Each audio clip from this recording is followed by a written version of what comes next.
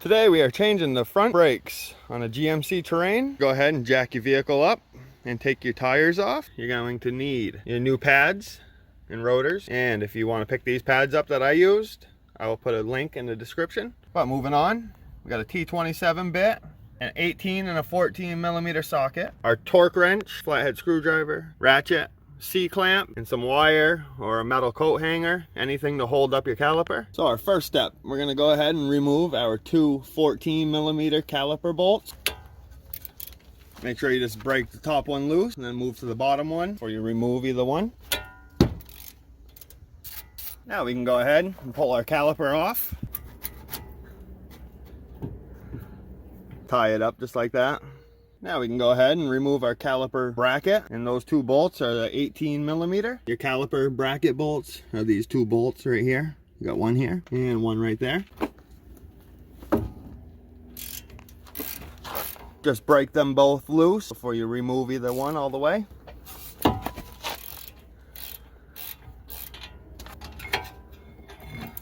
To remove the rotor, you have this little screw right here. We're gonna go ahead and remove that. You can just grab a screwdriver, stick it in right where the rotor vent is, hold the rotor. Some of you guys might have an issue getting your rotor off. If that's the case, if you plan on reusing your rotor, don't hit it anywhere where on the outside here. Hit it with a hammer in between these studs. And if you are replacing the rotors, then you can just hit this rotor anywhere. Doesn't matter because you're replacing it. Me, I'm going to reuse these. I'm just going to scuff them up a little bit. They're really glazed over. Before you reinstall your new rotor, just go ahead and take a look around the hub right here. Make sure you don't have any rust buildup. See, this one's very good. You can apply some anti-seize around here. And also, if you're reusing your old rotors, make sure you don't have any rust buildup in here. You don't want your rotor to sit on there uneven. Just want to make sure it mounts nice and flat. We're all good to go. So we're going to go ahead and reinstall our rotor. Make sure you line this little hole up where that screw goes back in. Just give it a little turn.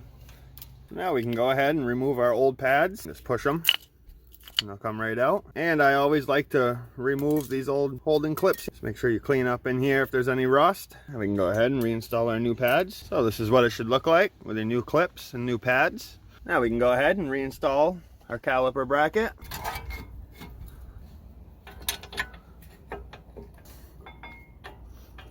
So we're going to go ahead and torque our caliper bracket bolts to 140 foot-pounds.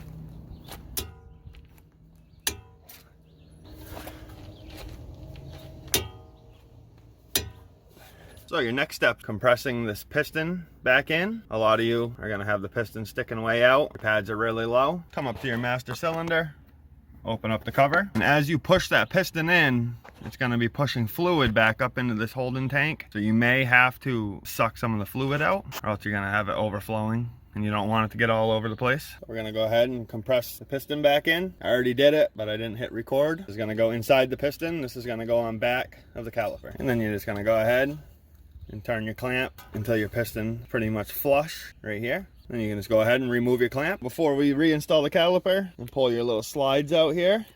Wipe all this old grease off, and your new brakes will come with grease. At least they should. And we're going to reapply that, and then we'll put the slides back in. Now you don't want to skip this step. This is definitely important for your caliper to work correctly. Just make sure this little rubber boot goes back over the slide. It's got a little notch where it sits.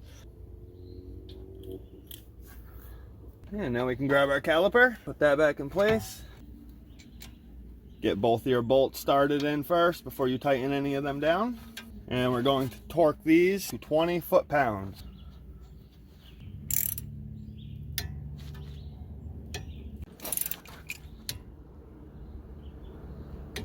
So that completes the replacement of the front brakes. It is exact same on the other side. Just go ahead and double check everything. Make sure you torqued everything to spec. Don't forget to come back up here. Check your brake fluid. Make sure it's at the right level. And make sure you reinstall your cap. I hope this video helps some of you guys out. If it does, if you could give the video a like. And if you have any questions, feel free to leave a comment and I'll get back to you. And if you're not subscribed to my channel, hit that subscribe button for more content.